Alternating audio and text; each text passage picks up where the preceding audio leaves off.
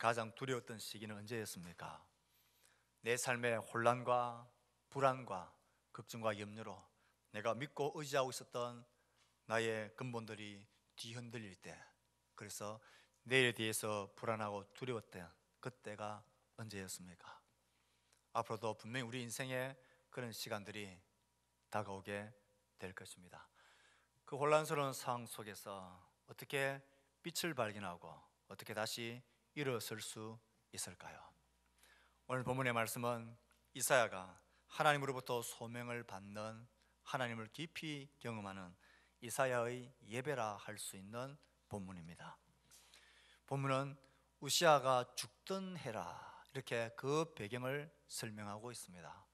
우시아가 죽던 해다. 우시아는 왕입니다. 우시아 왕이 죽던 해, 남유다에 있어서 우시아 왕은 굉장히 위대한 왕이었습니다. 우시아 왕은 그 어떤 왕보다도 그 나라를 부하고 강하게 만들었던 왕입니다. 국제적으로는 유다의 위치를 올렸고 엄청난 경제 부흥을 가져온 위대한 왕이었습니다. 그가 죽었습니다. 그가 사라져버린 것입니다. 국가적으로, 민족적으로 큰 혼란과 두려움이 그 왕의 죽음을 전후해서 가득 차서 소란스러웠습니다. 만나는 백성들마다 이제 우리나라는 어떻게 될까?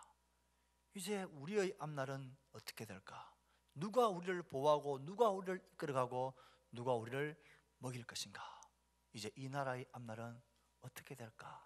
이런 두려움과 혼란스러운 상황에 온 나라가 빠져 있는 그때가 우시아 왕이 죽던 해입니다. 바로 그때, 그 혼란스러운 때 이사야가 하나님을 성전에서 만나게 됩니다.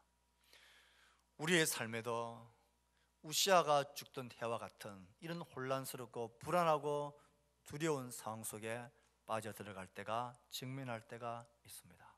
개인적으로, 가정적으로, 공부로, 우리의 자녀들의 앞날에 마찬가지입니다. 이때 우리에게 무엇을 위하고 신뢰하고 안정과 평안에 근거했던 우시아 왕이 죽고 빈 자리, 그때 성전에서 이사야는 높은 보좌 위에 앉으신 진짜 왕이신, 만군의 왕이신 하나님을 뵙게 됩니다. 만군의 왕이신 하나님을 예배하게 됩니다. 우리를 다스리는 우시아 왕은 죽었지만 그 왕이 우리를 진짜 왕이 아니라, 진짜 우리의 왕은 우리가 예배하고 있는 지금 그 영광 가운데 높은 보좌 위에 앉으신 만군의 왕이신 하나님이 살아계시고 그분이 우리의 왕이시구나. 이 깨달음이, 이 발견이 이사야의 소망이었고 민족의 소망이었습니다. 똑같은 말씀을 전하고 싶습니다. 우리의 삶에 여러 혼란스럽고 고통스러운 어둠의 날들이 닥쳐올 때에 무엇이 우리를 그것을 이겨나가게 만듭니까? 내가 믿고 발디디고 있던 그 근거들이 다 무너져서 소란스러울 때 우리는 눈을 들어 하나님을 보아야 합니다. 아니, 예배할 때에 하나님이 우리 가운데 엄연히 살아계신다는 사실을, 그 하나님이 높은 보좌 위에 앉아 계신 만군의 왕이심을 우리가 깊이 경험하는 것, 그 예배를 통해서 우리는 하나님의 살아계심을 발견하게 됩니다. 하나님이 진짜 왕이신 것을 발견하게 됩니다. 하나님이 나를 돌보시는 구주이신 것을 보게 됩니다. 그러면 이겨낼 수 있고 버텨낼 수 있고 소망 가운데 설 수 있는 것입니다. 그래서 저는 예배의 성공과 예배가 없는 삶은 실패일 수밖에 없습니다. 저도 성도인 우리의 삶 가운데 예배의 성공 없이 성도의 삶의 성공이란 없는 것입니다. 저는 오늘까지 한 달간을 예배에 관한 주제로 계속해서 말씀을 드렸고, 오늘 이제 마지막으로 예배에 대한 말씀을 드리며 정리하려고 합니다. 바라기는 우리가 매주일 드려지는 예배, 우리의 숨이 닿는 그날까지 드려져야 할 예배, 이 예배가 하나님께 바르게 드려지는 성공적인 예배가 되기를 축복합니다. 다른 건 실패해도 괜찮습니다. 다른 건 좀 모자라도 괜찮고 다른 건 좀 부족해도 괜찮습니다. 하지만 신앙인으로서, 하나님의 성도로서 살아계신 하나님을 예배하는 이 예배만큼은 내가 반드시 성공하겠다라는 결심, 거룩한 결심을 하실 수 있기를 바랍니다. 예배에 성공하면 우리의 삶이 하나님의 손에 붙들립니다. 우리의 자녀들이 예배에 성공하면 하나님이 그 자녀들의 생일을 붙드십니다. 예배에 우리의 삶의 성공과 실패가 달려있다 말해도 틀리지 않습니다. 하나님 앞에 예배하는 이 예배의 모습, 예배의 시간이 우리의 일평생 하나님 앞에서 우리의 삶의 모습을 그대로 보여줍니다. 절대 다르지 않습니다. 저 성도가 하나님을 어떻게 섬기는 사람인지 알려면 이 한 시간의 예배 가운데 어떻게 예배하는지를 보면, 어떤 마음과 심리하는지를 보면 그 예배가 삶의 모습입니다. 어떤 예배가 성공입니까? 사람을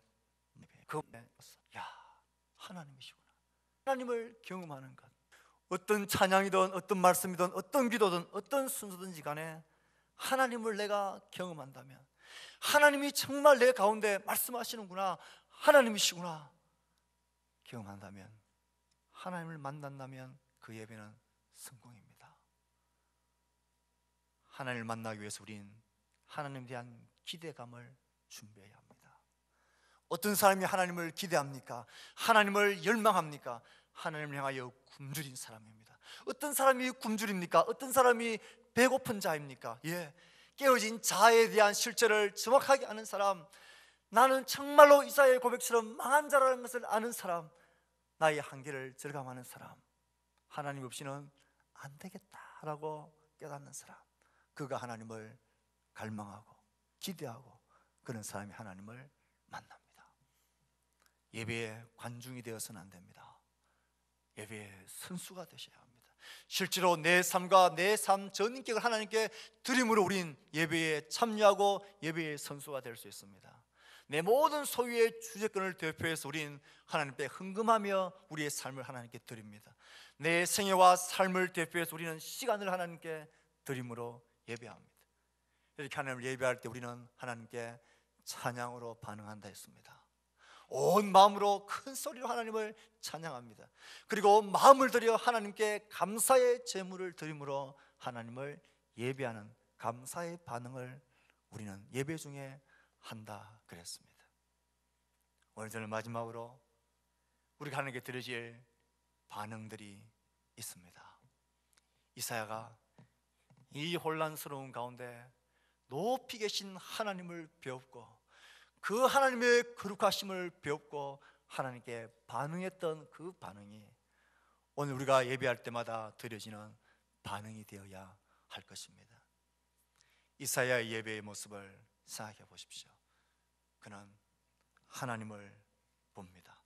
우시야 왕이 죽던 해에 내가 본저 주께서 높이 들린 보좌에 앉으셨는데 그의 옷자락은 성전에 가득하였고 스랍들이 모시고 섰는데 6난리가 있어 그 둘로는 자기 얼굴을 가리고 둘로는 자기의 발을 가리고 둘로는 날며 서로 불러 이르되 거룩하다 거룩하다 거룩하다 만군의 여호와 그의 영광이 온 땅에 충만하도다. 이사야의 였습니다. 높은 보좌에 앉으신 주님의 위엄을 봅니다. 우주의 왕이신 주님을 봅니다. 우시야 왕이 죽어서 비어있는 그 보좌 그 위에 있는 높은 보좌에 계신 왕이신 하나님의 위엄을 봅니다. 그는 이 땅에 계신 분이 아닙니다. 높이 들려서 그의 옷자락이 성전에 가득했습니다. 옷자락이 성전에 가득했다는 말은 하나님의 그 본체가 얼마나 위대하시고 초월적인 존재인가 하는 것을 상징적으로 설명하고 있습니다. 천사들이 거룩하다 거룩하다 거룩하다, 천사들 입에서 나오는 말은 여호와는 거룩하다라는 이 단어뿐입니다. 스랍들, 이 스랍이라는 이 단어의 의미는 불타는 존재들이라는 뜻입니다. 마치 우리가 영화나 이런 명작 동화에 보면 천사들이 나타날 때마다 빛을 확 발하는 광채가 발하지 않습니까? 그렇습니다. 스랍들은 빛을 발하는 불타는 존재, 불빛이 이렇게 막 타는 그런 존재로 표현을 합니다. 그런 스랍들조차도 감히 하나님을 볼 수 없어서 그의 날개로 눈을 가리고 발을 가리고 날며 거룩하다 거룩하다 거룩하다 하나님의 영광과 거룩함에 압도되어져 있는 이들의 모습을 보십시오. 찬양이 있습니다. 성전의 터가 흔들립니다. 연기가 가득합니다. 마치 시내산에 하나님이 임재하실 때 온 산이 흔들리고 번개와 연기가 가득했던 것처럼 하나님이 그 가운데 임하실 때 나타나는 현상들을 이렇게 표현하고 있습니다. 우리가 사모하는 예배가 이런 예배이지 않겠습니까? 하나님의 거룩하심 앞에 온 마음을 열고 거룩한 하나님, 영광의 하나님, 높은 하나님, 메시아 되신 예수 그리스도, 우리를 위하여 죽어주신 그 아들의 이름과 영광을 찬양하는 것입니다. 우리의 심정에 진동이 올려나고 우리의 영혼이 진동하며 하나님의 거룩한 임재하심 앞에 우리가 감격해 하는 예배, 실제로 하나님이 우리 가운데 임하셔서 마치 하나님이 눈에 보이시는 것처럼 지금 우리 가운데 계시면서 그 감격 가운데 말입니다. TV 같은 데 보면 한 번씩 북한의 장면들, 그 수많은 민중들이 그 지도자가 지나간다고 그 지도자의 사진을 보고는 열렬하게 미친 사람처럼 반응하는 모습 보셨죠? 하나님을 향한 우리의 반응이 그런 것입니다. 이사야는 하나님을 뵙고 하나님을 향한 영광의 찬양이 거룩하고 하나님 임재하심에 대한 영혼의 진동이 있는 그런 예배, 우리의 예배가 그런 예배 되기를 축복합니다. 그런 예배자가 되기를 축복합니다. 예배하는 자를 하나님은 지금도 찾으시고 이렇게 주님을 열망하고 주를 기대하는 사람을 하나님은 찾으십니다. 이런 이사야의 예배 가운데 이사야가 하나님께 보인 반응들이 있습니다. 두 가지의 반응을 보였습니다. 하나의 반응은 회개하는 반응이었습니다. 화로다 나여 망하게 되었도다. 나는 입술이 부정한 사람이요 나는 입술이 부정한 백성 중에 거하면서 만군의 여호와이신 왕을 배웠음이로다. 하나님의 거룩하심 앞에 직면하게 되면 내가 망할 존재라는 것을 알게 됩니다. 나의 입술이 그래도 이 백성들 중에서는 괜찮고 이 백성들 중에서는 하나님 말씀을 가르치는 선지자로서의 위치에 있는 괜찮은 거룩한 입술이라 생각했지만 나는 하나님의 임재 앞에서 보니 나의 입술은 부정한 사람이다. 나도 이들과 똑같이 부정한 백성이었다. 자신의 죄악에 대한 깨달음과 회개가 그의 입에서 반응으로 나왔습니다. 우리가 예배할 때에 하나님께 보일 반응도 이와 같은 것입니다.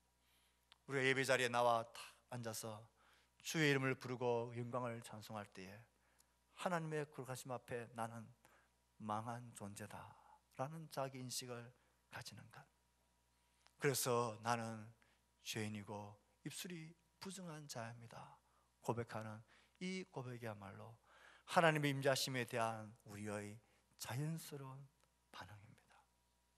어떤 사람이 회개의 반응을 보일까요? 많은 죄를 지은 사람이 뜨거운 회개의 반응을 보일까요? 작게 죄를 지은 사람이 뜨거운 회개의 반응을 보일까요? 우리의 회개의 반응은 죄의 많고 적음에 달려 있을까요? 그런 것 같지만 그렇지 않습니다. 우리의 죄의 반응은 하나님의 거룩하심을 보느냐 보지 않느냐에 달려 있습니다. 내가 이 사람보다 물리적으로는 작은 비교도 안 되는 죄가 내 속에 있다 하지만 그의 눈에 하나님의 임재하심과 거룩하심을 대면하게 되어지면, 그의 거룩하심을 내가 직시하게 되어지면 내가 망한 존재라는 고백을 하게 됩니다. 너 같으면 법 없이도 살 수 있는 사람이다, 너 같으면 천사다라는 말을 들은 사람도 하나님의 거룩하심을 직면하게 되면 화로다 나여 망하게 되었다라는 회개의 기도를 하게 되어지는 것입니다. 하나님을 직면하는 모든 사람들의 반응은 동일합니다. 베드로가 그랬습니다. 밤새워 고기를 잡았지만 한 마리도 잡지 못하여 지쳐있는 그에게 주님이 오셔서 그물을 던지라 하셨고 그 말씀에 순종하여 그물을 던지니 수많은 고기를 잡게 되어졌습니다. 그때 그는 예수 그리스도의 신적인 하나님의 권위를 느꼈습니다. 그는 그 발 앞에 엎드려 나는 죄인입니다, 나를 떠나소서 고백했습니다. 예배 가운데 우리가 보여야 될 반응은 나는 망한 존재다라는 죄인의 죄에 대한 자각과 회개입니다. 우리가 예배의 자리, 이 문을 들어서고 예배 자리에 딱 앉아서 하나님의 거룩한 이름을 부르고 그의 사랑을 생각할 때에 가장 먼저 우리의 마음속에 하나님, 나는 망한 자입니다. 하나님의 구원과 용서가 없이는 나는 가능성이 없는 자입니다. 내가 망한 자라는 회개의 기도가 우리 가운데 있어야 합니다. 내가 망한 자라는 회개의 기도와 회개의 자각이 있으면 더 감사한 것은 하나님이 우리를 정결케 하셔서 죄 용서를 받은 정결한 자라는 이 감격적인 자기 확신이 우리의 가슴 속에 차오르게 됩니다. 화로도 안 나여 나는 망한 자다, 나는 입술이 부정한 자다 고백하는 그 이사야를 하나님은 정결케 하십니다. 제단 숯불로 그의 입술을 찢으십니다. 보라, 이것이 내 입에 닿았으니 내 악이 제하여졌고 내 죄가 사하여졌느니라. 자신이 망한 존재라는 것을 자각하는 사람, 이런 사람에게만 하나님의 정결케 하신 죄사함의 은혜가 임합니다. 저는 이것을 기적 같은 일이라고 생각을 합니다. 우리가 회개하면 하나님은 당연히 용서해 주셔야 된다는 그런 정도가 아니라 하나님의 공의로운 심판 앞에서 우리의 죄가 심판받아야 하는데 하나님 그 죄를 용서해 주신 그 수준이 아니라 용서해 주셨을 뿐만 아니라 하나님은 우리와의 관계를 완전히 회복시켜 놓고 있습니다. 우리를 사랑하셔서 우리를 그의 품에 품으시도록 우리를 불러주신 은혜가 이 회개와 죄 용서함에 있습니다. 우리가 벌 받지 않도록, 심판받지 않도록 우리를 의롭게 하실 뿐만 아니라 하나님의 거룩한 신부로 우리를 맞아주시는 것입니다. 조준모라는 찬양사역자는 그의 노래 십자가에서 이 가사를, 이 감격을 이렇게 고백합니다. 십자가에서 그는 내 이름 바꾸셨네. 십자가에서 그는 내 이름 바꾸셨네. 고아에서 아들로, 거절에서 용납으로, 죄인에서 의인으로 바꾸어 주셨네. 저주에서 축복으로, 원수에서 연인으로, 창기에서 신부로 바꾸어 주셨네. 우리가 주님 앞에 나와 회개하고 그의 죄 사함에 대한 사죄의 확신을 가질 때에 하나님께서 우리를 받으시는, 맞이하시는 그 관계가 이렇게 놀라운 것입니다.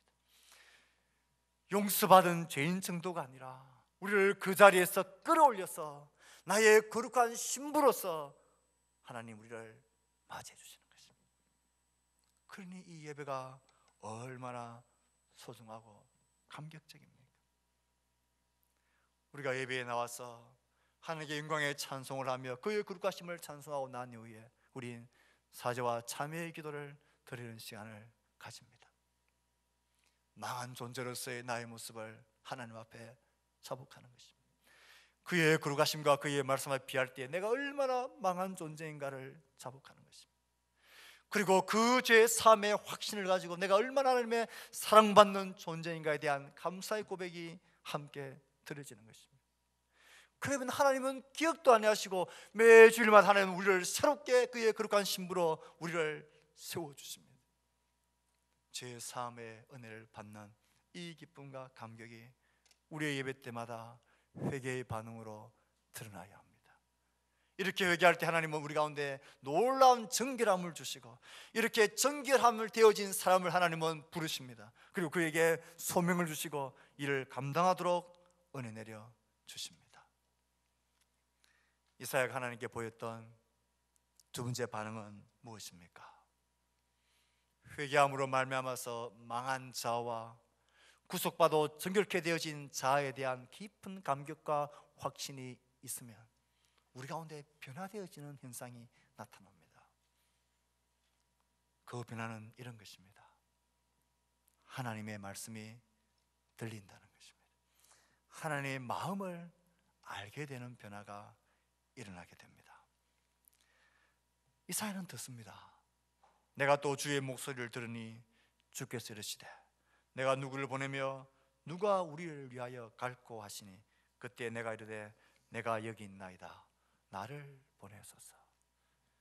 이사야가 내가 또 주의 목소리를 들으니 정결한 심령이 되어지면 들려집니다.